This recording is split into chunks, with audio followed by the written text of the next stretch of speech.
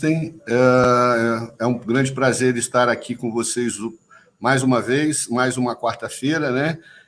Nós, nos últimos 2 ou 3 quarta-feiras, em função de problemas de agenda, não foi possível a apresentação do programa, mas a intenção é que a gente retome agora com força total, né? De imediato, de início, já agradecer ao nosso CEO do TV Síndico Online, o Sérgio Craveiro, presidente da CONASE, que é a pessoa que nos dá esse espaço para que a gente possa estar difundindo o nosso trabalho, né? Lembrando também que o objetivo do programa já está no próprio nome, né? Engenharia Predial, apresentar aos síndicos e profissionais do mercado, né? Administradoras, todos aqueles que lidam diretamente com a edificação, as informações técnicas necessárias para que vocês possam efetivamente conhecer a edificação e, conhecendo a edificação, tratá-la como deve ser tratada, né? Hoje nós temos como convidados o engenheiro Luiz Araújo, da empresa Excel Engenharia. Luiz é parceiro nosso, já esteve aqui outras vezes, e, na medida do possível, a gente vai trabalhando, né? Ele é especialista, sócio dos Robson Gaiofato, na parte de engenharia estrutural, né? A parte de estrutura de concreto armado, e também estamos lançando, né, em parceria com a empresa da qual também o Luiz é sócio, a Vistopred, um aplicativo para manutenção predial. É um projeto muito interessante, onde a gente vai estar conseguindo efetivar não só os laudos, mas também a manutenção predial, né? O síndico vai ter toda uma gestão da sua edificação, toda uma gestão da manutenção predial com esse aplicativo, né? Está sendo lançado nesses dias, a gente está fazendo efetivamente um trabalho interessante sobre ele. Nós temos também a presença do engenheiro Felipe Henriques, ele é inspetor conosco na inspetoria de Vila Velha, e também atua na área de inspeção predial, tem também uma empresa de energia solar, não é isso? Depois ele explica mais, explica melhor. Isso, ele explica melhor essa situação. Bom, então, para a gente poder iniciar a nossa conversa, Luiz, fica à disposição para você fazer as suas considerações preliminares e a apresentação como você quer. Beleza. Só me apresentando rapidinho, o senhor já contou um pouquinho da história. Eu represento aí no Espírito Santo a Excel Engenharia Estrutural, já trabalho dentro dessa área há 12 anos, tá? E também hoje sócio da Vistopred, onde a gente está tentando dar uma, vamos dizer assim, uma modernizada na gestão do edifício, principalmente o que tem a ver com a manutenção e as prevenções do edifício, né? Tudo a ver com o tema que a gente vai falar hoje aqui, tá? E a gente tem trabalhado largamente aí no Espírito Santo com alguns casos que estão chegando perto desse pré-colapso e outros que a gente tem visto aí justamente entrando no pré-colapso e caindo, pode ser o caso desse edifício que a gente vai falar um pouquinho hoje. Então, eu fico depois à disposição para a gente comentar qualquer coisa, né, entendo devidamente apresentado aí. Ok, obrigado, Luiz. O Felipe, pode fazer as suas considerações iniciais para que a gente possa começar a sua apresentação. Eu queria começar agradecendo, né, a oportunidade de participar. Meu nome é Felipe, eu sou engenheiro civil, também atuo na área de perícia, de laudo. Tenho uma empresa também de energia solar e trabalho com a área de reformas. Eu também participei lá do acompanhamento desse edifício, né, da questão da explosão, suposta explosão, né, a gente ainda não tem confirmação disso. Nós ficamos lá com a equipe do CREA mais de 24 horas acompanhando tudo. E é isso aí, vamos ver o que a gente pode fazer aí em relação a esses prédios, né, que estão com essas construções irregulares aqui em Vila Velha, em todo o estado, na verdade. Ok. Não só as irregulares, né, como a gente vê todo dia, muitas das regulares também têm problemas seríssimos, né, Felipe? Tanto Felipe quanto Luiz ficam à vontade para fazer as intervenções na hora que se sentirem em condições, mas eu gostaria de, num primeiro momento, explicar o tema do nosso assunto de hoje, né? A teoria do pré-colapso, como eu mencionei, na verdade, é uma teoria que nós estamos constituindo, quer dizer, nós estamos apresentando essa teoria, não existe em literatura nenhuma, né? Mas, em função de tudo que a gente vem vendo acontecer nos últimos tempos, eu entendi, né, principalmente com esse sinistro, né, que aconteceu na última quinta-feira, eu entendi que esse seria o melhor caminho, exatamente para que a gente pudesse responder uma pergunta que eu recebo constantemente, o Luiz também, eu tenho certeza, né? E o Felipe e todos os engenheiros civis normalmente recebem essa pergunta e normalmente ela fica sem resposta, pelo seguinte: bom, qual é a pergunta? Quando o prédio cai, né? Quando a edificação vai ruir, quando ela vai entrar em colapso, né?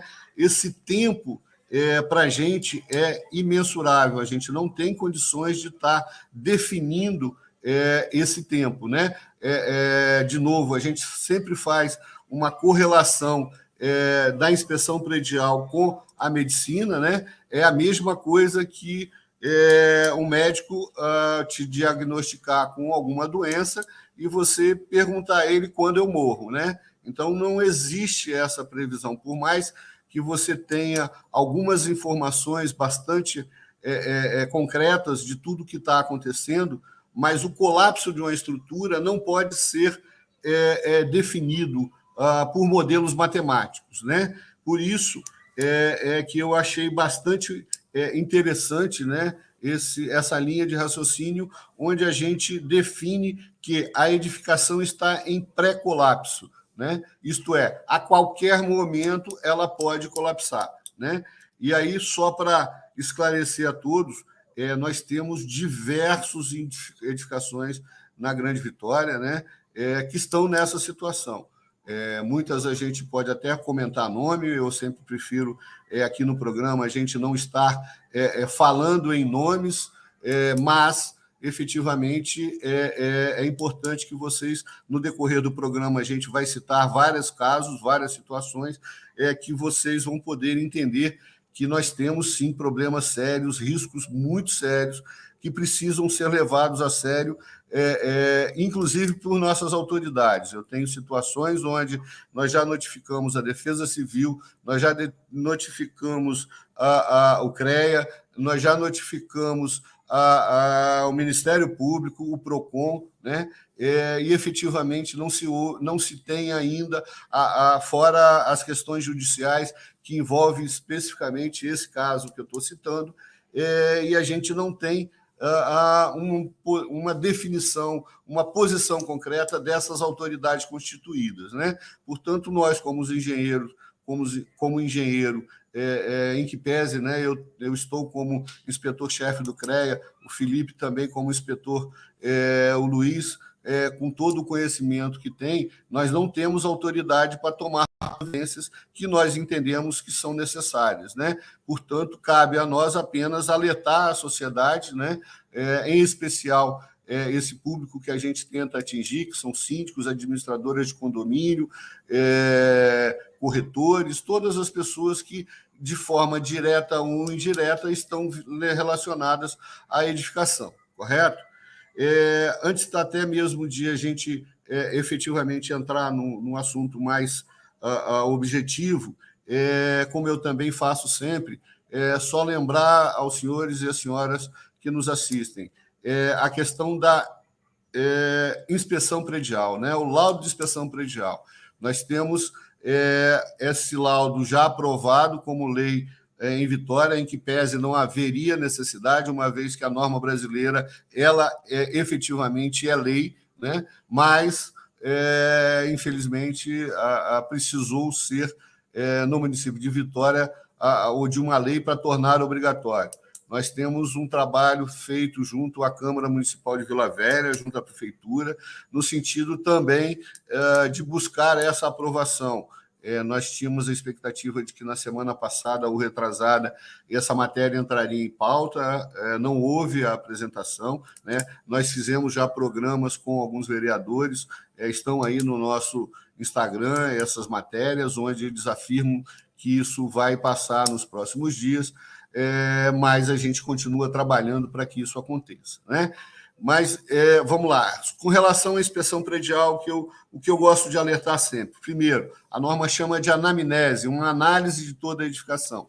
Essa análise da edificação constitui uma avaliação não só da parte física, mas da parte documental. Muitas das vezes a gente encontra problemas seríssimos de documentação, não registro de memorial de corporação, né?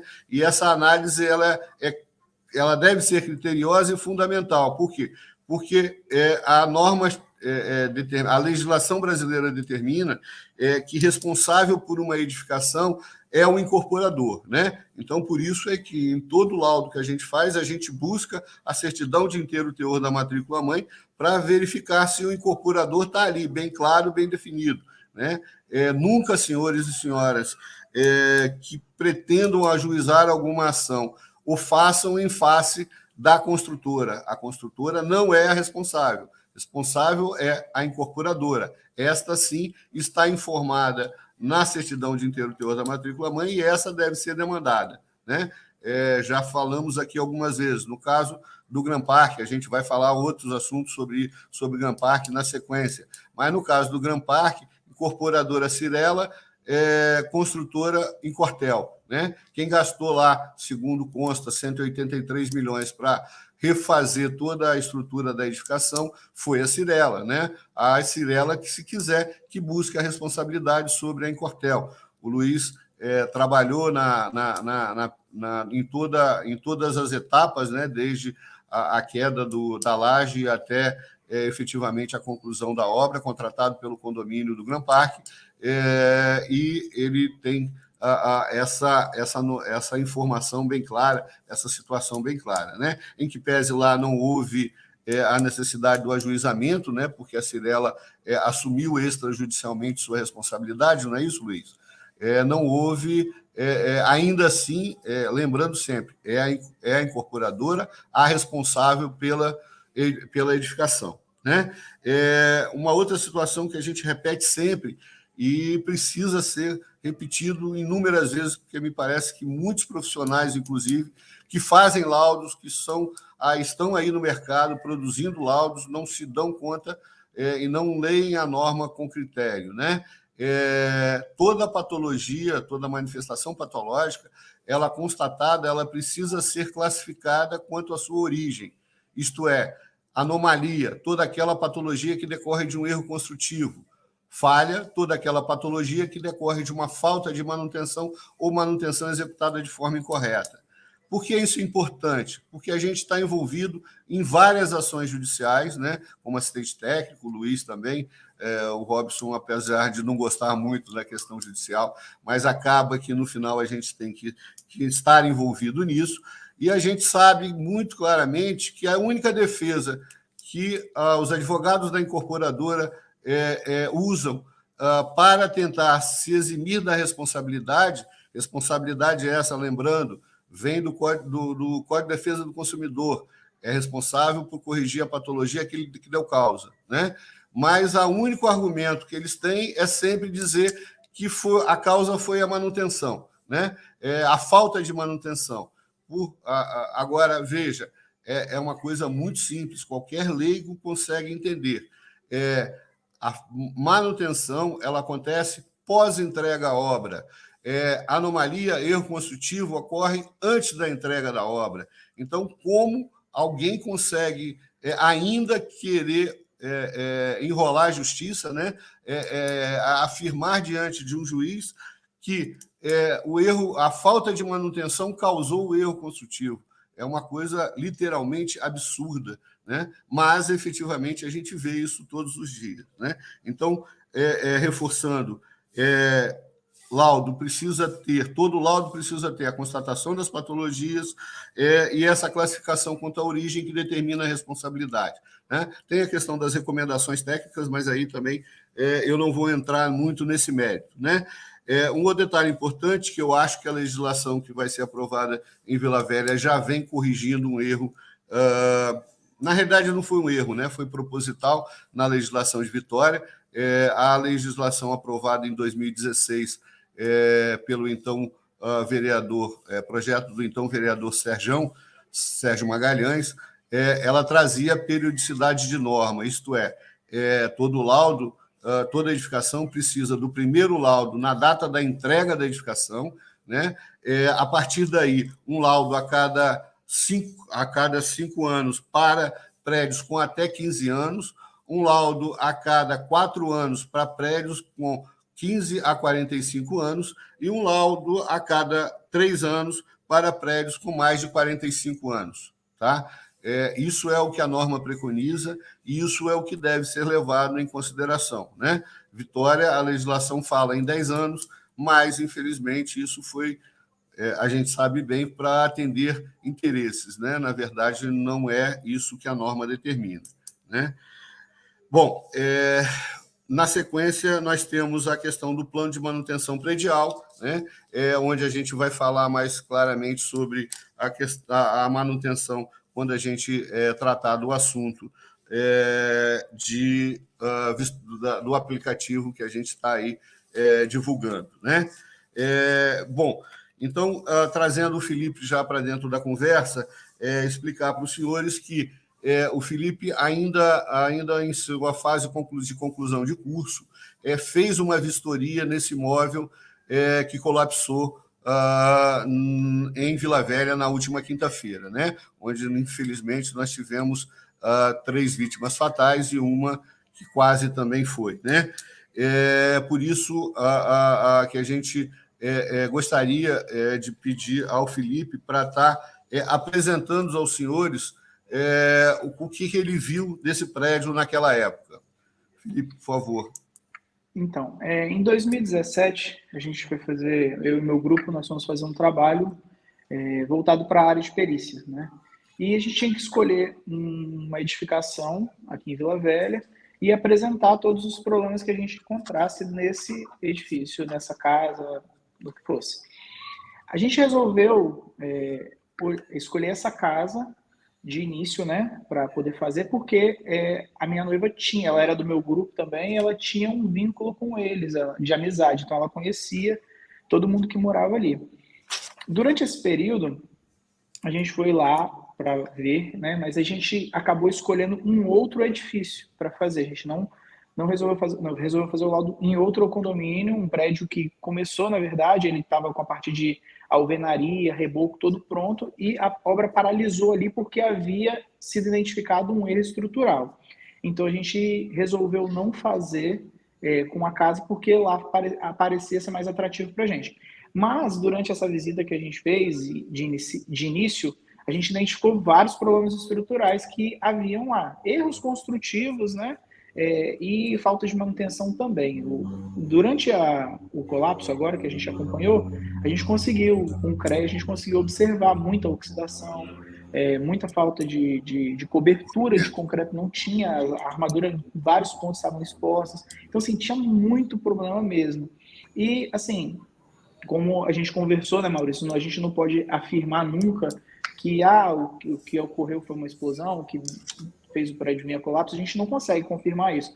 Pode ser que isso tenha potencializado, se for mesmo, pode ser que esse prédio cairia hoje, amanhã, daqui 10 anos, não cairia, mas assim, que apresentava erros construtivos e era uma obra irregular, todo mundo sabia e isso era visível, né?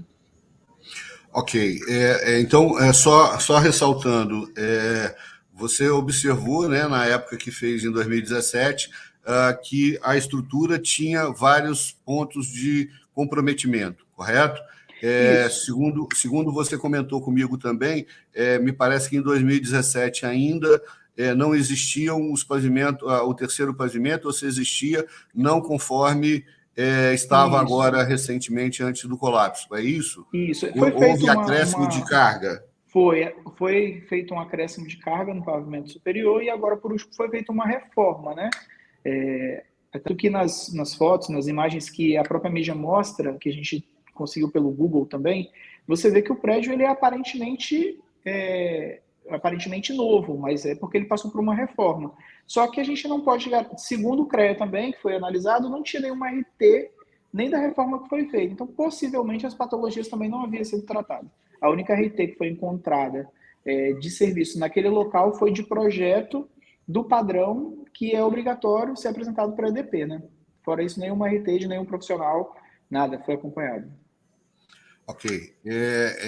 Também, segundo provavelmente você tenha visto, não existia, né, por um prédio de 3 pavimentos, o sistema de gás, correto? Não havia. Se utilizava o gás de botija, né, em que pese pertencia a uma família, mas não era um prédio unifamiliar, é um prédio multifamiliar, né? Isso. Portanto, necessariamente teria que ter um sistema de gás, correto? Correto.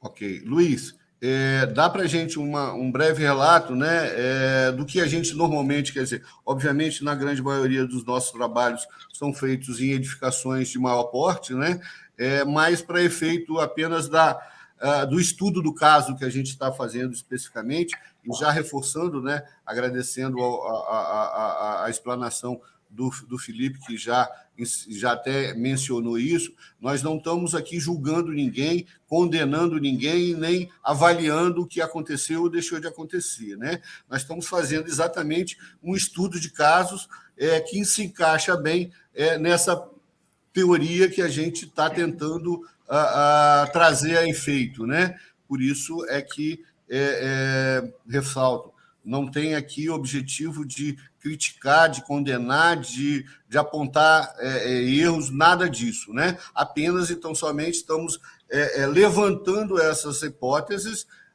para que a gente possa, ao fim, fazer a nossa conclusão, né? Mas, tanto nesse caso quanto diversos outros que a gente está trabalhando, Luiz, relata para a gente o que, em questões estruturais, a coisa fica mais complicada. Tá, vamos lá. Vou tentar fazer uma analogia de forma bem genérica, né? Não tratando só do caso, como o senhor mesmo falou, toda edificação está passando por isso, né?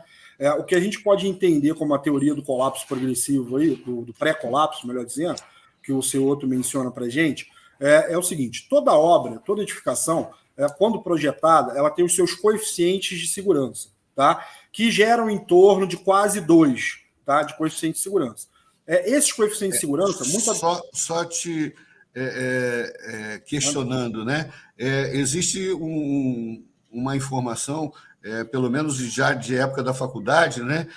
Que o coeficiente de segurança seria 3, né? Qual é a analogia que você faz dessa informação? Não. O coeficiente de segurança real da edificação, ela chega próximo a 2.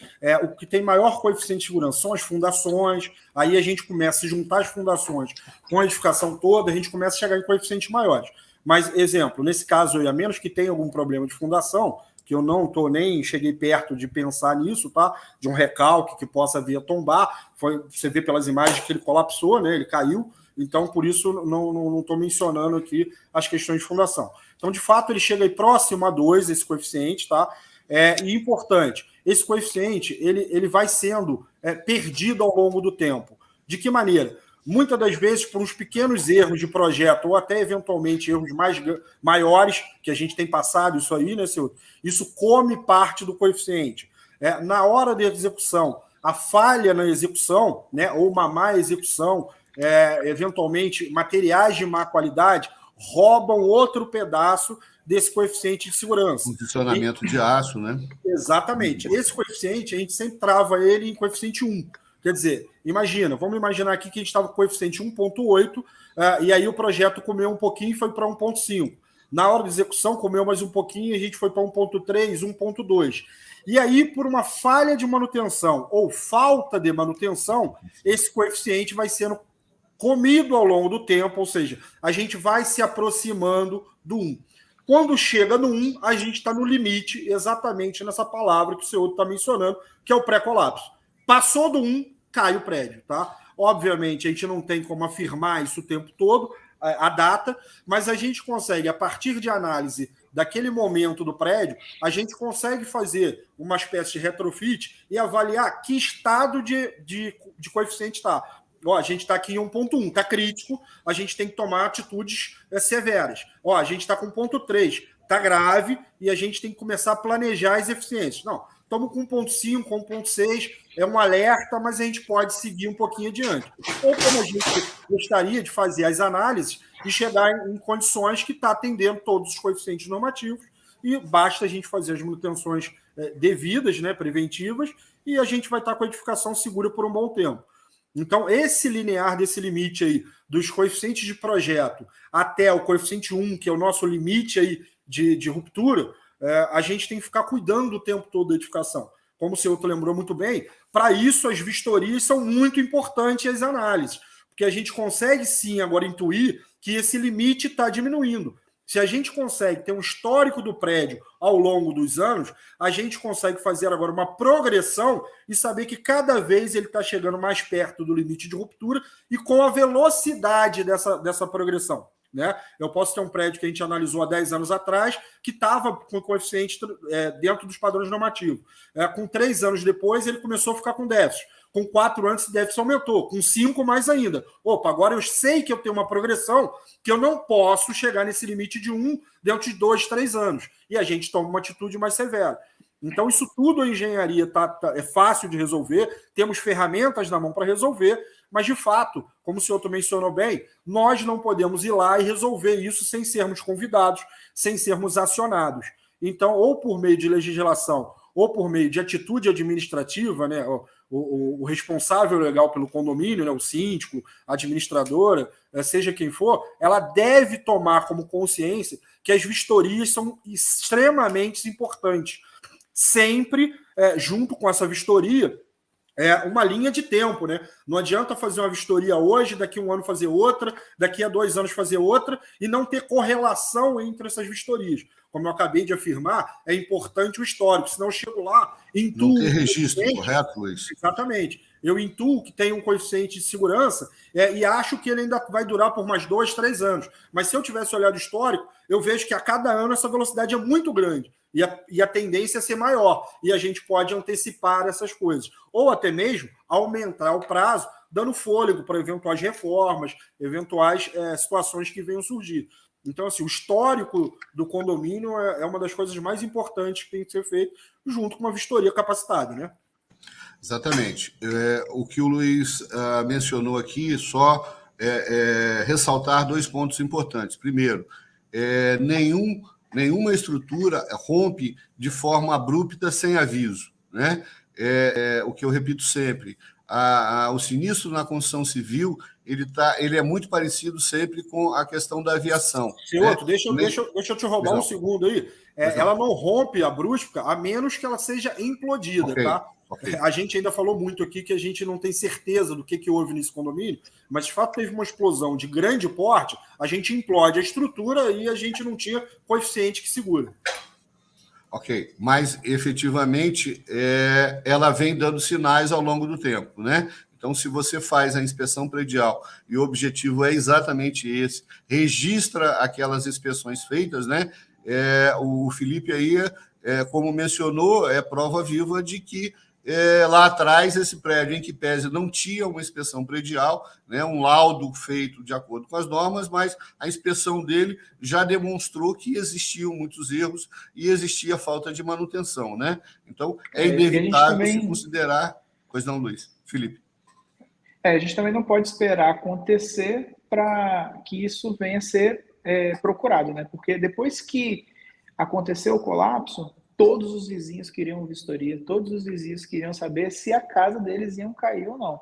Então, assim, a gente fez algumas visitas, o CREA ainda está fazendo algumas visitas lá, e a gente encontrou muita coisa crítica mesmo, que não tem nada a ver com o que aconteceu. O colapso em frente não causou absolutamente nada nas edificações que a gente vistoriou, mas que elas já vêm apresentando problemas estruturais de muito tempo e que eles só passaram a se preocupar agora porque aconteceu o colapso.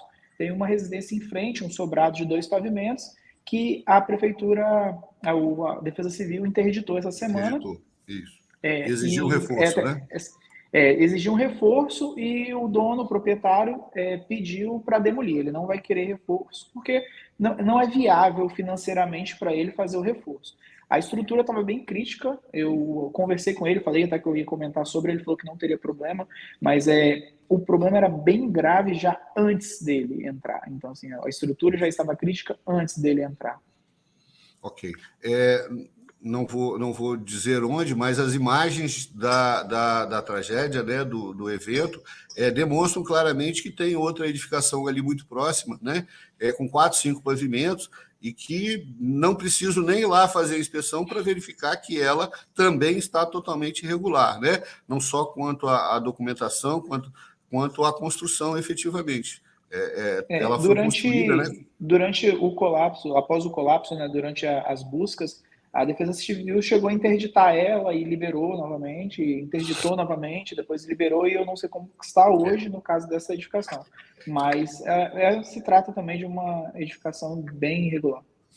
Não criticando efetivamente a Defesa Civil de Vila Velha, mas apenas constatando um fato, né? Nesse caso que eu mencionei, o Luiz participou conosco, inclusive assinou um laudo comigo, quer dizer, um deles e um nosso e um meu, determinando a desocupação do prédio, e a Defesa Civil afirmou para a gente que entende que o trabalho dela deve ser feito depois que o prédio cair e ela vai lá buscar a vítima, né? Foi isso, Luiz? Você lembra perfeitamente, né? Isto a prevenção no Brasil, ela é levada totalmente não existe, efetivamente não existe, né?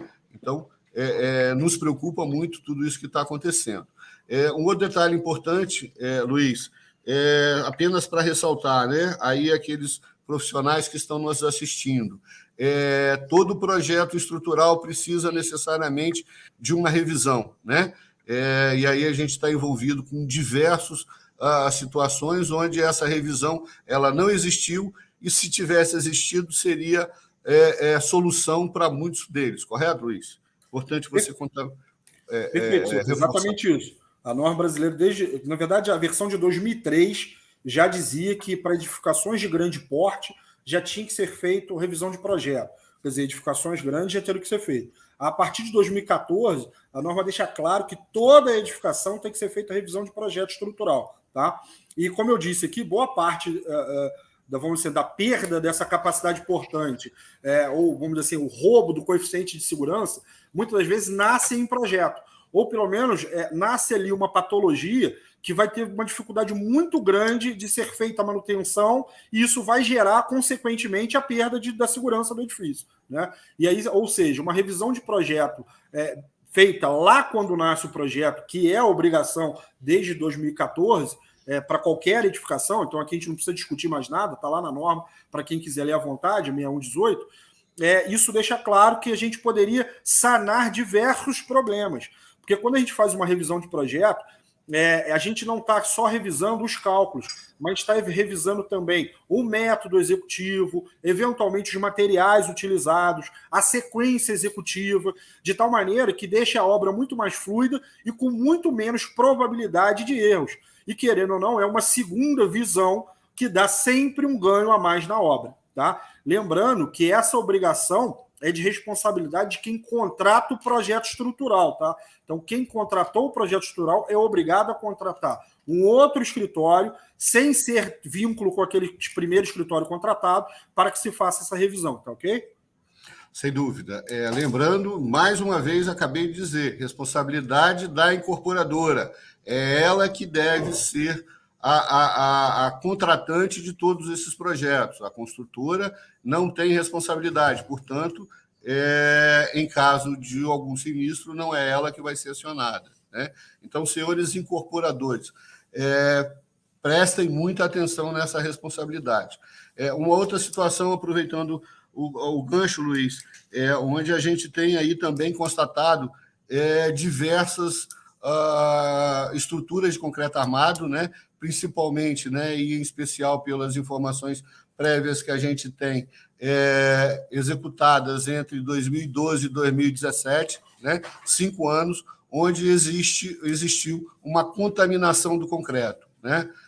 O Luiz através de um trabalho que a gente iniciou lá em 2018, em uma edificação ali de Taparica, nos auxiliou na identificação das causas dessa contaminação, né?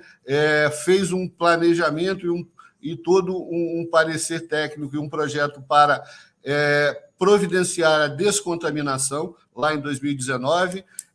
Efetivamente, a incorporadora não quis admitir que era necessário esse projeto, vem tentando maquiar, e, mais recentemente, nos últimos dias, a gente está tendo, inclusive, a certeza de que hoje aquilo que foi projetado e que poderia ter salvo essa estrutura, que envolve 198 apartamentos, hoje já não tem mais solução, em função de que a contaminação e o comprometimento por oxidação do aço já se disseminou por toda a estrutura. Antes, ela estava mais restrita à fachada da edificação, né?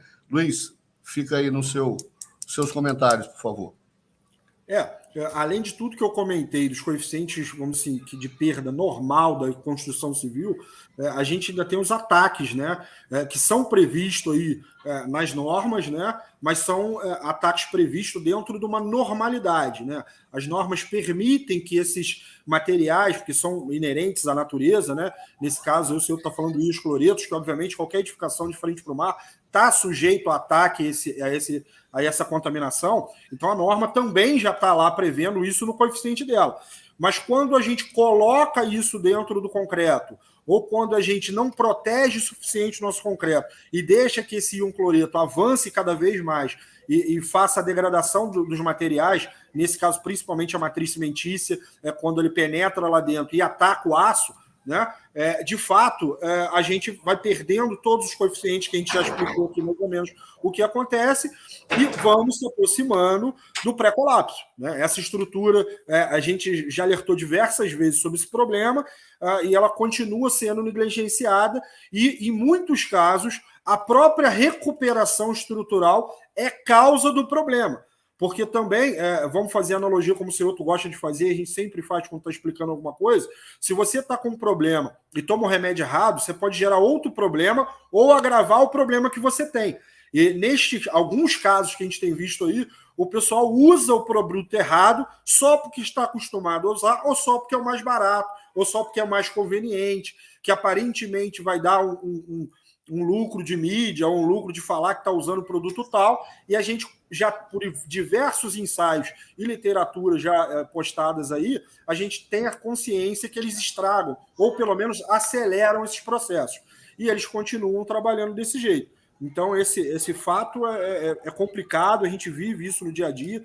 Hoje mesmo, a gente entregou um projeto aqui, e aí o pessoal foi orçar, e vem sempre uma contraproposta, né? O pessoal não consegue pegar o projeto e dar o orçamento em cima do que está o projeto. Ele tem que dar orçamento em cima do que ele está acostumado a fazer. E aí enche de ficha técnica para a gente que não faz menor sentido em cima daquilo que a gente projetou. Neste caso, por exemplo, a gente tinha condição de pegar e avaliar e falar para quem está comprando os materiais e também comprando o serviço da pessoa, avaliar que aquilo não faz sentido, que não pode ser feito daquele jeito, né? Mas a pessoa já ia comprar, já ia fechar com esse parceiro comercial dela, porque era mais barato, porque essa pessoa já trazia o material, né? Então são todos fatos que a gente acaba vendo no dia a dia, que, de novo, vai corroborando para que a gente diminua os coeficientes de segurança e chegue aí no pré-colapso.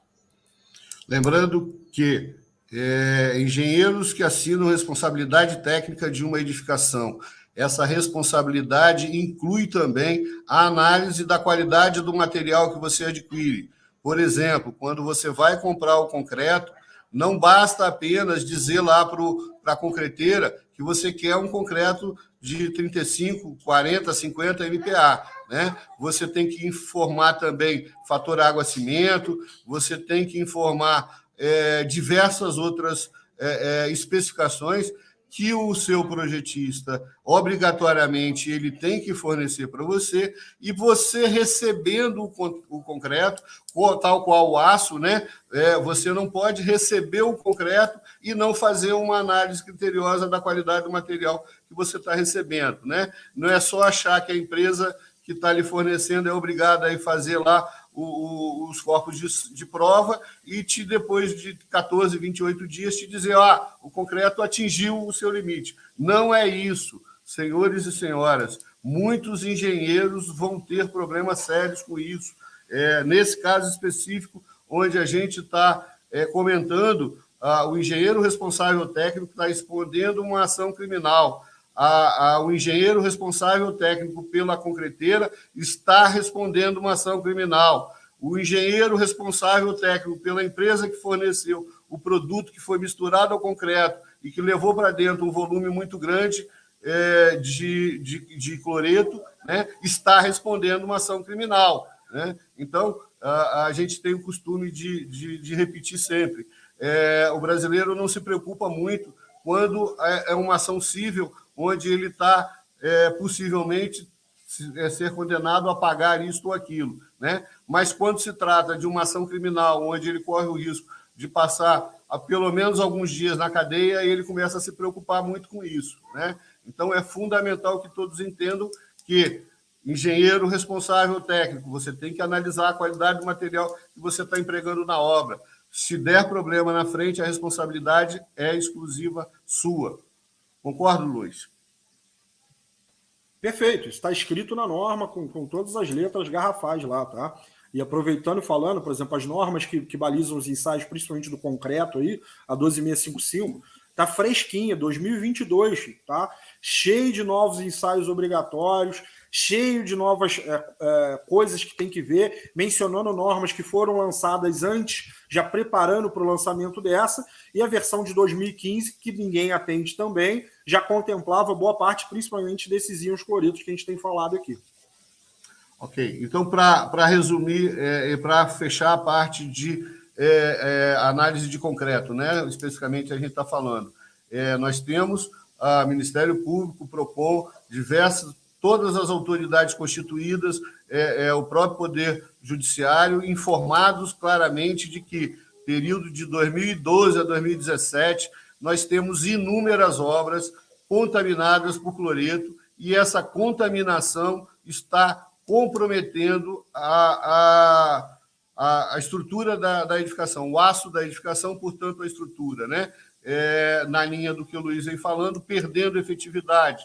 E essa perda de efetividade, mais cedo ou mais tarde, vai nos trazer, sem dúvida, resultados muito mais comprometedores ou muito mais trágicos do que aconteceu recentemente. Né? Lembrando aí também, né, a gente fala muito do íons cloreto, porque a gente está aí na região de Vila Velha, Vitória, que a gente está de frente para o mar, que já é uma consideração a ser elevada. A gente tem esse caso especial aí, que a gente tomou conhecimento desse produto que foi colocado, mas a gente recentemente está trabalhando numa edificação que ela foi super contaminada, suas fundações, seus pilares principais, por sulfato, né? Que também é uma contaminação que não ataca o aço, mas por sua vez ataca o concreto, que tira o cobrimento dele, que gera um grande potencial de corrosão, e a corrosão se instala, e a gente vai caminhando para chegar de novo nesse pré-colapso. Então, assim, a natureza está aí o tempo todo brigando com os materiais que a gente vem produzindo, né? O próprio aço, quando ele é produzido, e se você deixar ele exposto ao simples oxigênio, ele vai oxidar e tentar voltar à matéria-prima que ele era, que era minério. Então, inerente disso, ele vai tentar voltar. E se a gente, já sabendo disso, não tomar os cuidados, fatalmente a gente vai ver vários outros edifícios, como a gente viu esse aí, aparecendo o tempo todo nos jornais, que é muito triste, mas acaba sendo uma verdade. Apenas colocando esse assunto reservado, né? Vamos entrar em outro assunto, que são as instalações de gás, né? E, ao final, somando um mais outro, nós vamos concluir com relação à questão da teoria aí que a gente está querendo fazer valer, né? Bom, o sistema de gás, para não ser repetitivo, existe uma matéria que eu fiz recentemente, né? E lembrando, e só reforçando, essa matéria foi entregue para a revista lá, uma revista do Rio de Janeiro, no início do mês, né? Obviamente, não tinha o menor conhecimento e esse assunto não foi buscado simplesmente porque esse prédio caiu. Nós estamos falando do sistema de gás, que é um dos pontos mais relevantes e principais que a gente verifica nas inspeções todo dia. Bom, mas a matéria na íntegra está divulgada no nosso Instagram, é uma revista, a revista do condomínio, é uma revista do Rio de Janeiro, e eu recomendo a todos os síndicos e todos os engenheiros que deem uma lida com calma nesse material, e aí a gente só faz algumas ressalvas, né? Primeiro, da questão de projeto, necessidade de aprovação de projeto do sistema de gás junto ao Corpo de Bombeiros, né? Em especial da parte de entrada de gás, né? O autor do projeto de prevenção e combate a incêndio e pânico necessariamente precisa estar cadastrado um bombeiro, também a aquisição de material e empresas responsáveis pela execução e instalação de todo o sistema de prevenção e combate a incêndio e pânico, também necessariamente cadastrado junto ao Corpo de Bombeiros, né? E aí fazer uma observação que a gente já repetiu aqui algumas vezes, onde a gente tem mais problemas com o sistema de gás. Normalmente, pela falta de ventilação das caixas de medidores, né? Por que a caixa de medidor é tão importante? Porque, na grande maioria das vezes, esses vazamentos de gás ocorrem justamente nesse ponto, né? E, em especial, por quê? Porque dentro dessa caixa existe o medidor e existe o regulador. O regulador tem prazo de validade de 5 anos, o medidor tem prazo de validade de 10 anos, né? E aí você observa prédios com mais de 40 anos, onde isso nunca foi trocado, isso nunca foi verificado, né? Então, primeiro, atentem para prazo de validade de regulador e medidor, né? E principalmente da ventilação desse sistema. É necessário uma tubulação que gere a ventilação para esse sistema, né? Uma outra situação que é bastante comum, recentemente vocês viram na mídia aí um prédio que pegou fogo ali no centro de Vitória, né? E aí o bombeiro chegou para apagar e no hidrante não tinha água, né? Era um pavimento lá em cima, o último pavimento, que foi construído fora de projeto e o hidrante não tinha pressão suficiente, né? Mas o caso não é nem exatamente esse. É que tem um prédio ali muito próximo, onde eu fiz um laudo de inspeção predial, um prédio que tem 18 pavimentos, 18, 19, porque também foi acrescido um de forma irregular, 4 apartamentos por andar, e esse prédio não tem um sistema de gás. O gás é todo feito por botija, né? A alimentação do gás é todo feito por botija. Ora, primeiro, você tem um problema de subir com o gás 18 pavimentos, né? Bom, aí tem elevador, mas um vazamento de uma botija de gás dessa vai gerar inevitavelmente uma explosão. E essa explosão, se a estrutura ela não tiver devidamente estiver com a sua integridade, ela vai causar um dano, tá certo? Portanto, recomendo uma análise e uma lida nessa parte que a gente tem aí, nessa matéria que a gente tem, está no Instagram, é só vocês acessarem, onde a gente trata de toda essa parte do sistema de gás, que é de fundamental importância, né? Bom, com isso... Senhor, a gente... falando um pouquinho nessa questão de gás, obviamente, sim, quando a gente fala de gás, a gente está já começando a prever que pode acontecer algum incêndio, né? E aí, puxando agora para algumas coisas que a gente tem visto, diria eu que pelo menos 90% dos projetos que a gente analisou aí nos últimos 2 anos aí, do Estado aí, não atenderam a NBR 15.200, né? Que é complicado, né? Quer dizer, eles não atendem essa questão. Então, e se a gente deixa falha no sistema de incêndio, como você está falando, no sistema de incêndio, não de gás, a gente está propício a um incêndio cujo projeto não foi preparado para dar o tempo recorrente para o pessoal poder sair do edifício, né? Então, isso vai levando àquelas considerações cada vez mais críticas que a gente vem falando aqui, né? Bem lembrado, Luiz.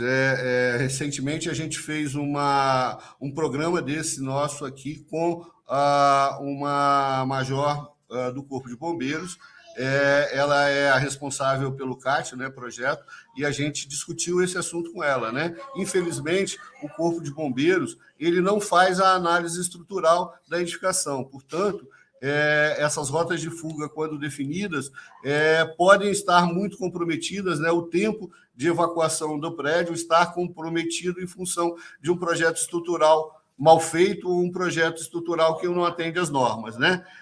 Um detalhe importante, né, que eu até tive o cuidado de imprimir para trazer para a gente comentar, é o seguinte: nós temos um prédio ali no Barro Vermelho, né? Não vou mencionar o prédio, mas próximo à Polícia Civil, do Barro Vermelho, onde poucos meses após nós termos feito o laudo de inspeção predial, constatado a falta de ventilação, houve uma explosão, né? Eu tenho aqui em mãos, inclusive, o laudo do Corpo de Bombeiros, que não foi conclusivo, mas que, obviamente, determina como causa,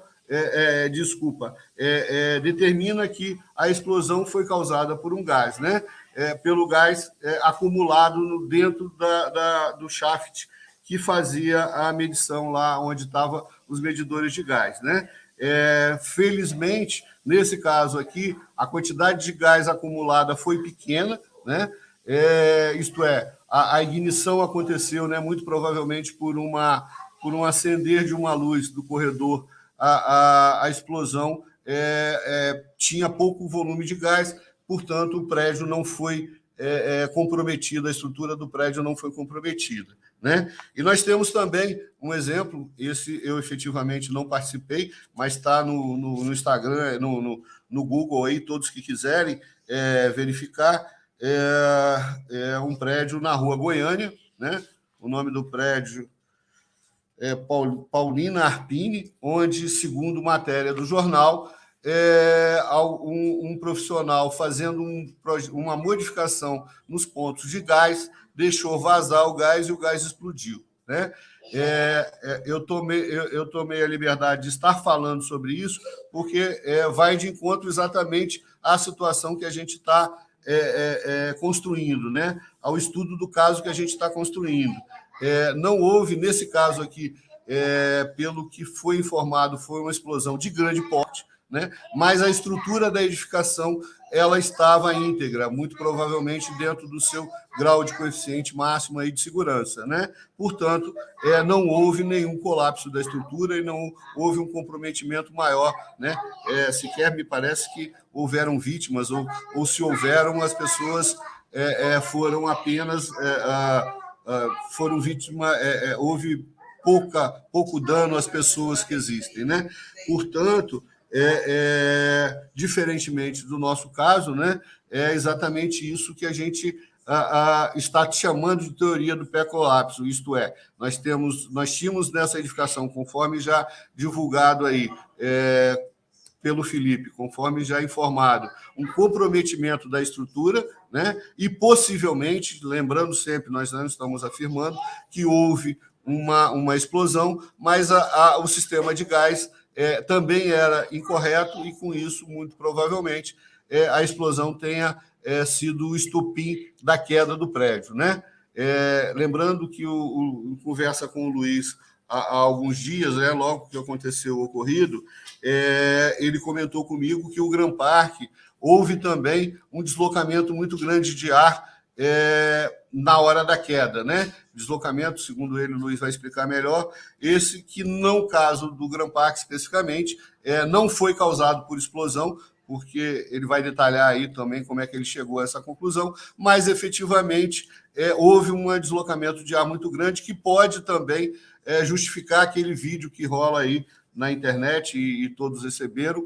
A própria televisão divulgou esse vídeo várias vezes, onde uma câmera de rua mostra um deslocamento de ar muito forte, expulsando e jogando partes do prédio para a rua, né? Luiz, por favor, nos dá um esclarecimento sobre essa questão. Toda vez que tem um deslocamento de massa muito grande, vai haver esse deslocamento de ar que você está falando, tá? Aqui em Petrópolis, a gente teve eventos mês passado e mês retrasado de barreiras, né, que caiu, e esse deslocamento de massa acaba fazendo esse sistema de ventilação que empurra muito forte. Tá? No Grand Park, a gente pôde analisar isso pelos vídeos, principalmente. Né?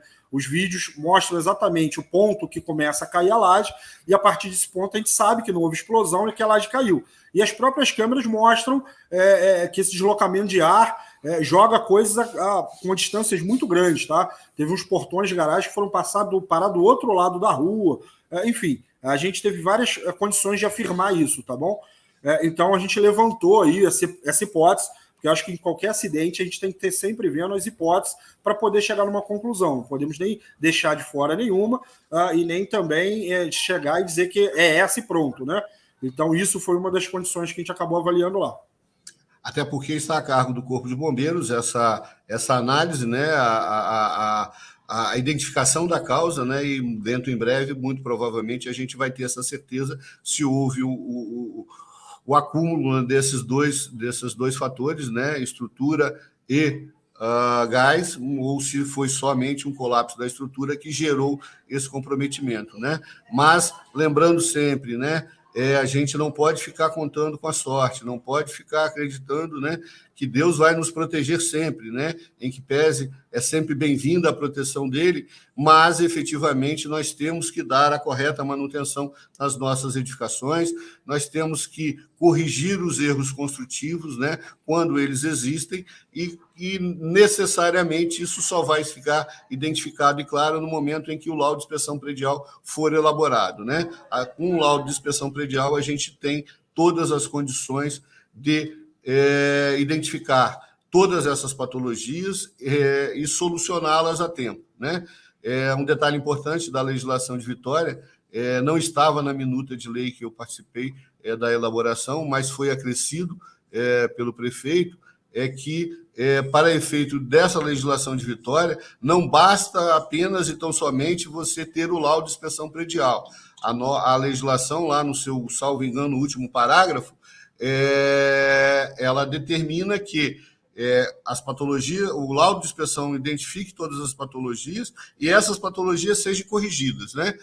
A gente ainda não entrou na fase de que a Prefeitura de Vitória vai começar efetivamente a fazer essa cobrança, né? Fazer a verificação de quem produziu o laudo ou quem não produziu o laudo. Não sei como é que eles vão tratar esse assunto, mas a lei está clara. Não basta apenas e tão somente tratar, você elaborar o laudo, você precisa também e necessariamente corrigir as patologias, correto? Evoluindo na questão da inspeção predial, como eu mencionei no começo, nós temos uma outra ferramenta, né, que vai nos auxiliar também na inspeção predial, vai dar uma nova formatação, uma nova qualidade ao material que a gente produz hoje, mas, mais especificamente, ela foi pensada num aplicativo para facilitar a vida do síndico, né? O app da Vistopred, né? Se a Leonita puder nos ajudar aí, informar aí o site da Vistopred, né? Caso contrário, só o Luiz vai explicar aí como é que a gente pode acessar, mas eu pediria ao Luiz para nos dar uma prévia aí, mais uma vez, nós já tratamos desse assunto uma vez aqui, mas é importantíssimo que todos os síndicos tenham esse conhecimento e busquem essa informação aí para que possa efetivamente dar a correta manutenção. Luiz, por favor.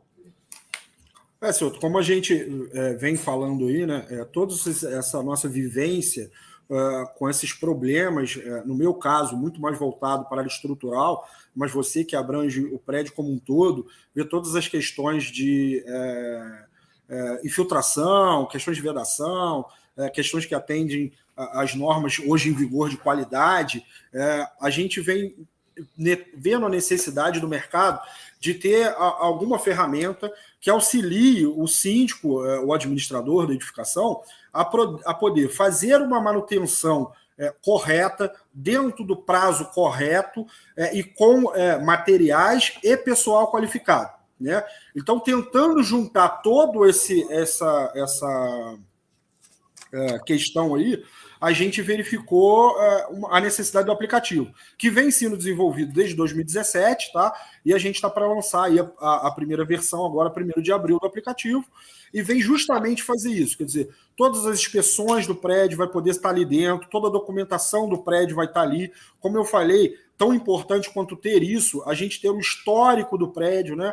Então o aplicativo ele conta com uma ferramenta, uma função, como queira chamar, que é a linha do tempo, e com isso a gente consegue saber a vistoria que foi feita ano passado, ano retrasado, e conseguir exatamente fazer aquilo que eu fiz, a gente intuiu quão grave está, ou quão grave está acelerando esse processo de deterioração, seja lá de qual sistema a gente esteja falando dentro da edificação.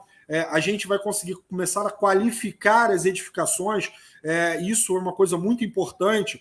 Hoje a gente tem qualificação de eletrodoméstico, de carros, é uma tendência, as edificações precisam também ser qualificadas dentro de todos os seus sistemas, né? O Felipe aí falou que ele tem a empresa dele, por exemplo, lá de placa solar. Hoje se fala muito em eficiência energética, ou seja, o edifício também está dentro dessas questões, as questões sociais também, as questões de segurança, enfim, o aplicativo ele tenta amarrar isso tudo e trazer uma ferramenta de gestão que passa uma qualidade, passa transparência, porque depois esses dados vão poder ser disponibilizados para os usuários, né? E para todos os lados ele funciona bem, né? Quer dizer, se o síndico fez todas as manutenções em dia, ele pode, a partir daquilo ali, conseguir comprovar isso eventualmente mais lá na frente. Se a construtora já nasceu o prédio dentro do aplicativo, ela consegue também monitorar se o síndico está fazendo também aquelas manutenções e também evita problema lá na frente. Porque a função do aplicativo, de fato, é manter a edificação com a melhor qualidade possível dele. Tá? Então, dentro desse âmbito, a gente entende da Vistopred que isso vai trazer uma qualidade de gestão muito grande, principalmente na questão de manutenção. Ok. Só repetindo aí, @Vistopred, né? É o Instagram, e o vistopred.com.br é o site, né? Aqueles que quiserem conhecer, inclusive, para efeito de síndicos, existe uma parte que, inclusive, é gratuita, né? Onde ele pode já começar a trabalhar com a ferramenta, ter a experiência de trabalhar com a ferramenta para ele conhecer bem todo esse trabalho, né? Então, é fundamental que façam a correta manutenção, busquem uma assessoria. Ao síndico não há a obrigatoriedade de conhecer todas as matérias, de tratar de conhecer engenharia, direito, administração, né? Tudo que envolve a gestão do condomínio. Mas cabe ao síndico buscar assessorias competentes para que ele possa efetivamente fazer um trabalho correto, né? Importante também, Luiz, a gente falar, e eu acho que é um dos pontos que mais me atraem nessa questão do app, é que dentro de muito pouco tempo você vai poder não só avaliar o seu prestador de serviço, né, mas também avaliar a qualidade da edificação. Isto é, Luiz vai explicar melhor, mas em resumo, no momento em que eu quero vender a minha unidade naquela edificação, eu teria, obviamente, liberado por critérios do síndico, acesso à avaliação da minha edificação, a tudo que está sendo feito de manutenção da edificação, de forma a poder comprovar para o meu comprador, né, que aquela edificação é segura, isto é, ela tem qualidade. Não é isso, Luiz? Explica, por favor, esse assunto. Exatamente. Felipe, você quer falar alguma coisa? Então, a ideia do aplicativo também, você conseguir... A gente que trabalha com reforma sabe, né? Você conseguir mapear todas essas reformas que são feitas, que às vezes o síndico não tem condições de acompanhar. A gente pega um condomínio aí que tem 2, 3, 4 torres e uma média de 30 reformas ao mesmo tempo, o síndico conseguir mapear isso manualmente é muito difícil. Essa ideia do aplicativo de a gente conseguir adicionar todo esse histórico, tanto da área comum quanto dos apartamentos que estão sendo reformados, seria uma ideia muito boa e consegue fazer quando for elaborar o laudo de vistoria, acho que facilita e agiliza muito o processo. A questão do gás que o senhor tocou é um caso que eu não vejo acontecer com frequência durante os períodos de reformas, que são testes de estanqueidade após a reforma. Ninguém sabe se um tubo foi furado, se tem um vazamento, não sabe. A pessoa vai utilizar, isso pode vir a ocorrer um problema no futuro e ninguém vai saber. Então, assim, você conseguir adicionar todos esses serviços que foram feitos, fazer um mapeamento de todas as unidades, também isso valoriza tanto o apartamento quanto o imóvel em geral. Sim. É o que a gente repete sempre, né? Ao síndico, não basta apenas ele fazer a manutenção, ele precisa registrar a manutenção, né? Prova disso, todo aquele síndico que em algum momento tentou negociar ou ajuizou uma ação contra uma incorporadora no sentido dela corrigir erros construtivos, a primeira solicitação que vem, não só do perito, mas também da incorporadora, comprova a correta manutenção, né? Então, se você faz a manutenção, né, e não registra, você quase como se você não tivesse feito, né? Porque você não tem como comprovar, né? E no caso do aplicativo, o Luiz pode explicar, todo esse material gerado, ele é arquivado em nuvem, isto fica à disposição do condomínio no volume de documento que ele pretender e que ele precisar, né? E aí, como voltando no assunto que o Felipe, a gente está falando aí, tratando de reformas de unidades privadas, né? O síndico ele tem a obrigação de exigir do proprietário que vai executar uma reforma, não só a RT como a licença, né? Para que ele possa fazer aquilo lá. E, obviamente, tudo isso tem que ficar documentado. Por quê? Porque se ele não exige, ou se ele exige e não grava, ocorreu um sinistro posterior que pode ter tido causa essa reforma, ele não tem comprovação de que ela aconteceu, né? A situação dele vai ficar bastante complicada. Não é isso, Luiz? Mas acho que faltou, então, só fechar a questão da avaliação. Vamos lá. É simples, eu costumo fazer essa analogia muito fácil. Você compra um carro e você leva ele nas vistorias, e lá no manual do carro é toda registrada na vistoria pela concessionária. Então, quando você vai vender esse carro, se ele foi feito todas as vistorias, tudo em dia, a gente, como cliente, entende que é um carro que está com melhor condição. Se eu pego um carro que não tem o histórico da vistoria, que sequer tem o manual, obviamente esse valor vai cair de mercado. A gente só está trazendo isso para os edifícios, tá? Agora a gente vai ter o manual sendo cumprido e sendo validado. A gente vai ter as qualidades de implementadas, ou seja, lá na frente, quando você for vender o seu imóvel, você vai ter condições de provar para quem quer comprar que o imóvel está idôneo, que as vistorias estão em dia, que os problemas apontados nas vistorias foram tratados por profissionais capacitados e avaliados, né?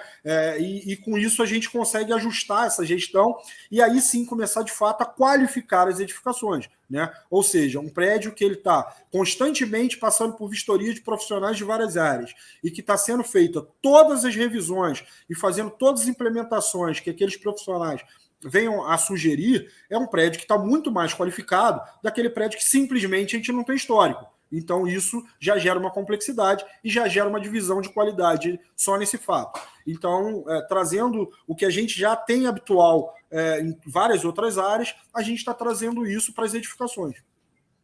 Por consequência, aumentando o valor do imóvel, né? Gerando valorização para o imóvel, que efetivamente, né? A gente repete isso constantemente no programa.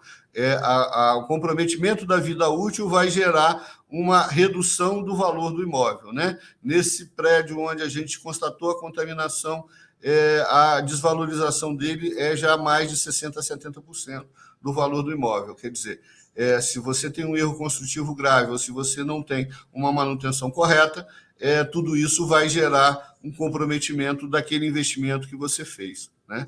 Portanto, a consequência é grave, né? Só aproveitando a oportunidade, o Felipe mencionou que ele tem uma empresa de equipamento solar, de geração de energia solar, né?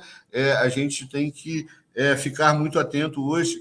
A gente tem recebido demandas importantes, não só na questão da geração, mas também na questão da alimentação, pontos de alimentação para carros movidos à eletricidade, né? Lembrando que não basta a pessoa achar que vai comprar um carro movido a energia e vai lá fazer uma gambiarra, botar um ponto de energia na garagem e ligar o seu carro para carregar, né? A gente tem visto isso constantemente, né? Obviamente, não é assim que funciona. A energia onde ele vai buscar na garagem é a energia provavelmente do condomínio, então ele não pode simplesmente ele se beneficiar disso, né? Há necessidade de um projeto elétrico para ser mandado para a Excelsa para avaliação, né? E também ele não pode ir lá no padrão de energia dele acrescentar uma carga que não foi projetada para ela, porque ele vai botar fogo naquele prédio, né? Então, tudo isso, senhores síndicos, precisa ser avaliado com bastante critério, né? E aí a energia solar ela vem somar. Por quê? Porque você tendo condições de gerar energia dentro do seu prédio, esse acréscimo de carga que você vai gerar, muito provavelmente pode ser suportado por esse carro, por essa situação aí que você inevitavelmente vai passar mais cedo ou mais tarde da necessidade de alimentação para esses carregamentos desses carros. Não é isso, Felipe? Com certeza, com certeza. Hoje, a maioria das fabricantes, elas fornecem, né, o projeto elétrico para a montagem do medidor ali. Você monta um medidor individual, você monta uma estação individual para cada veículo, né? E você pode também direcionar, no condomínio quiser direcionar essa produção de energia também para os moradores, né? Pode acompanhar com a medição e dividir isso aí para todo mundo. É mais óbvio, os prédios mais antigos, a gente tem uma dificuldade para fazer essas instalações, porque não é tão simples. A gente precisa saber se o condomínio realmente vai suportar toda essa carga, essa geração que vai ser aplicada ali, né? Então não é tão simples. E isso também tem que ser passado por vistoria, tem que ser analisado, tem que ter projeto para apresentar isso aí para o síndico, né, e para os moradores também. Sem dúvida. E aí, Felipe, uma informação importante para você, e já fazendo a propaganda aqui para o Sérgio, a Conase, né, o TV Síndico Online, o Sérgio Craveiro, eles têm linhas de crédito de financiamento a juros baixíssimos, né, para o condomínio que quiser fazer esse investimento, né? Então, clientes seus de condomínio, né, que queiram fazer esses investimentos, é só procurar o Sérgio Craveiro. Nós temos aí o site dele, a Leonita vai divulgar para vocês, onde ele pode fazer a avaliação desse empréstimo, desse financiamento, né? Não só para esse tipo de investimento, senhores síndicos, mas também para qualquer manutenção ou para qualquer correção de reforma, qualquer obra que você desejar para o condomínio, inclusive já com crédito pré-aprovado, que o Sérgio tem lá as condições muito boas e juros muito baixos, entendeu? Para aqueles que quiserem mais informações, no nosso Instagram a gente tem lá essas informações, né? Bom, então, resumindo, o que a gente quer difundir, né, com essa questão do pré-colapso é exatamente a necessidade de responder a pergunta quando o prédio cai, né? A partir do momento em que tudo isso que nós explicamos, né? A falta de coeficiente de segurança, o comprometimento do coeficiente de segurança, por falta de manutenção, por erros construtivos, por falta de um sistema de gás correto, por várias outras situações, né? Nós temos ao todo 28 sistemas construtivos que definem uma edificação, né? Então, o cuidado com todos os 28 é fundamental e eles vão comprometer efetivamente a segurança dessa edificação. Então, a partir de hoje, né? E aí eu vou estar sempre me resguardando nessa situação, a gente vai estar sempre mencionando que quando cai, vai cair a partir do momento em que o pré-colapso for estabelecido, isto é, os coeficientes de segurança não garantirem. Com isso, a partir daí, no meu entender, há necessidade da desocupação e vou ficar sempre batendo nessa tecla de que há necessidade dessa, vamos dizer, desocupação da edificação ou execução de reformas e reforços estruturais, né, que muitas das vezes são caríssimos. Não é isso, Luiz? Exatamente, né, Souto? A gente tem uma escala aqui muito simples, né? Quer dizer, a gente tem a questão do reparo, que ele tem um valor significativo. Você vai para a recuperação estrutural, onde isso eleva pelo menos 5 vezes o custo do reparo, né? E depois que isso ultrapassa, a gente pode multiplicar por 10 aí quando a gente fala em reforço estrutural, né? Sem contar os transtornos de segurança, ou melhor dizendo, insegurança que passa, né? Você está falando bastante aí, né, da gente ficar de olho na questão do pré-colapso, né? Mas talvez era mais importante que todos os condomínios começassem a, de fato, querer não se preocupar com pré-colapso. Afinal de contas, o pré-colapso já tem uma preocupação mais agravante, né? Por isso, fazer as vistorias em dias para a gente ver o outro lado. Vamos verificar que o nosso prédio cada vez tem mais qualidade. Então, agora, a pergunta talvez não seja quando ele vai cair. A minha vida útil da edificação está cada vez maior. Eu estou cada vez gastando menos dinheiro com manutenção. Cada vez o meu prédio ele é mais autossuficiente, ele é mais sustentável, né? Talvez um dia a gente possa chegar aqui e falar que a gente está conseguindo isso e que a gente só quer que os outros edifícios implementem cada vez mais isso. Mas, pelo que a gente vê, a gente vai ter que fazer várias outras vezes aqui falando de pré-colapso. Tomara que sem citar nenhum vídeo que a gente tenha visto na última semana. Mas, enfim, é uma realidade triste, mas é verdade. Exatamente, é a prevenção, né? A manutenção preventiva, né? Todo esse trabalho, a correção dos erros construtivos que precisam ser constatados e corrigidos, e isso, obviamente, é o melhor dos mundos, né? Mas, infelizmente, o dia a dia que a gente tem visto não caminha nesse sentido, né? O programa Engenharia Predial ele tem exatamente esse objetivo, buscar a demonstrar para os senhores e para as senhoras que é fundamental essa percepção, né? Esse conhecimento, e quando não se tem um conhecimento, buscar um profissional qualificado, competente, que possa lhe assessorar, né? Lembrando que nas próximas 2 semanas nós vamos continuar falando sobre o pré-colapso, né? Ou sobre o comprometimento das estruturas. No próximo, eu tenho um compromisso do Robson Gaiofato, né? Que é o sócio do Luiz e que tem um vasto conhecimento na questão estrutural. Na sequência, nós convidamos o Sérgio Nisquier, que é um engenheiro também muito experiente lá do Rio de Janeiro, que vai nos dar uma visão mais regional, né, no setor dele lá, mas também trabalhando dentro dessa área, né? Lembrando também que, no caso do APP de Vistopred, nós temos também a possibilidade da identificação, né, para as construtoras, no caso da norma de desempenho, né, do atendimento à norma de desempenho. É fundamental que todas as incorporadoras que estão iniciando empreendimentos atentem para isso. Nós já temos laudos feitos de prédios entregues em 2017, 2018, 2019, 2020, onde não se atendeu à norma de desempenho e fica um passivo enorme aí. Não sei qual é o raciocínio dessas incorporadoras, mas o prejuízo é muito grande, né? Obviamente, para os adquirentes, e esse passivo, uma hora ou outra, vai cair no colo da incorporadora. Não vejo nenhuma vantagem nisso, né? Então, esse APP que o Luiz está apresentando para os senhores aqui, ele também vai dar a possibilidade de você poder identificar o atendimento das normas de desempenho, né? Lembrando que norma de desempenho ela vale para toda a edificação cujo projeto foi aprovado a partir de 2013, né?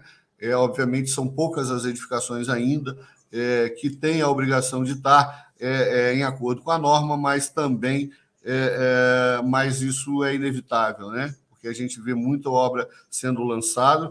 Outro dia, há pouco tempo, eu vi agora, um mês e pouco atrás, eu vi uma empresa em Jardim Camburi fazendo uma propaganda de que atendia a norma como aquilo fosse um grande plus a mais, né?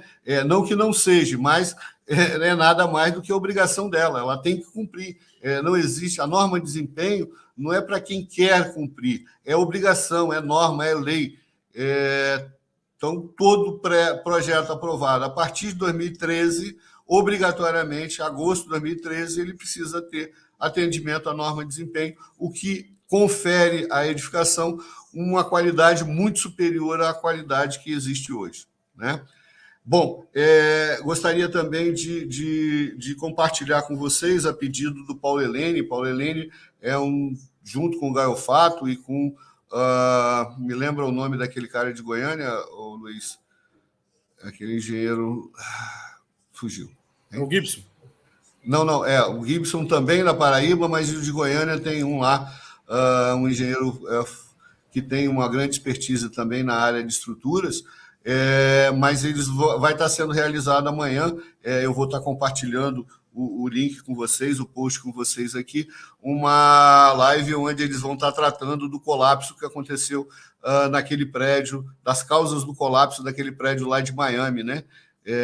Que também matou muita gente, né? Então, é importante para todos os profissionais, para síndicos, e também é importante que você tenha o entendimento de que também em países de primeiro mundo, né, essa manutenção tem sido negligenciada, né, porque eu não conheço a fundo, espero conhecer amanhã as causas, mas efetivamente, sem dúvida, vai ser a questão, vai ser tratada da questão da manutenção do prédio, que também ajudou no colapso da estrutura, né? Bom, então, desde já, a gente já agradece a todos que nos assistiram. Ouvi um comentário do Sérgio aí que a gente teve pico aí de mais de 1.000 pessoas nos assistindo, né? Isso é importante, esse material, divulgação, todo esse programa, ele continua gravado aí à disposição de quem quer que seja, não só esse, como os demais, né? Ficam à disposição de vocês e, obviamente, no decorrer do tempo, eles vão recebendo muito mais visualizações, né? O que nos dá muita satisfação. Só espero, obviamente, que isso se traduza em solução, né? Em prédios bem manutenidos, em prédios com correções de anomalia, em prédios sendo entregues com laudo de inspeção predial na data da entrega, né? Tudo isso é o que vai nos dar uma engenharia de qualidade, tá certo?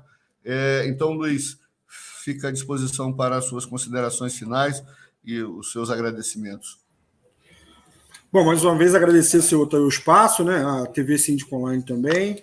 A gente está aqui sempre disposto aí a poder estar contribuindo para que, de fato, a gente consiga colocar a qualidade necessária, né, na engenharia como um todo, mas principalmente no tema que a gente está falando aqui, que é edificações. Eu espero muito que a gente venha cada vez mais falar em qualidade e em qualificar o edifício, e não em problemas, né, mas fatalmente eles ocorrerão, e sempre que possível a gente vai estar aqui podendo ajudar de alguma maneira.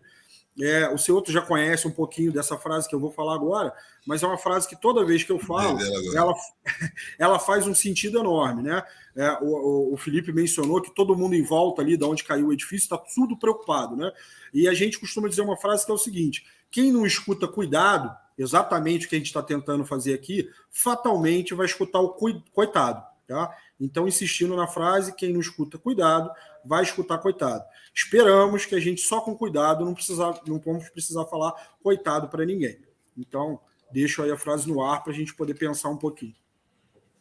Felipe, para você. Eu também quero agradecer a todos aí, agradecer ao senhor pelo convite, né, ao Luiz aí por compartilhar tanto conhecimento com a gente. Essa ideia de a gente passar todas as informações para os síndicos, que são os pivôs aí, que vai poder ajudar a gente com essas manutenções, essas fiscalizações, esses laudos. Então, assim, queria agradecer a todos mesmo, e a gente que diminua cada vez mais nessas ocorrências, igual a gente teve essa semana. A gente vem tendo, né, teve em Cariacica recentemente também, então que isso venha diminuindo cada vez mais, que esse tete-a-tete nosso, essa troca de ideia, possa somar para que isso não aconteça. Bom, agradeço então a participação do Luiz, a participação do Felipe, né, em especial ao Sérgio Craveiro, né, que nos permite estarmos aqui difundindo essas informações. Lembrando que o Sérgio tem lá também não só o financiamento, né, como mencionado, mas ele tem cursos para síndico, eles têm cursos já de pós-graduação para síndicos, toda efetivo, tudo que se precisar de conhecimento na área de síndicos, a TV Síndico Online, o CONASE tem à disposição deles. Também, aproveitando, nós temos um evento agora em maio, no dia 14 de maio, em São Paulo, né, onde o Síndico Online vai estar fazendo toda uma divulgação do trabalho deles, né? Eu vou estar lá presente com o Sérgio, e a todos que nos assistiram e que nos dão o prazer de compartilhar esse conhecimento aí. Um grande abraço, uma boa noite e até a próxima quarta-feira. Um abraço.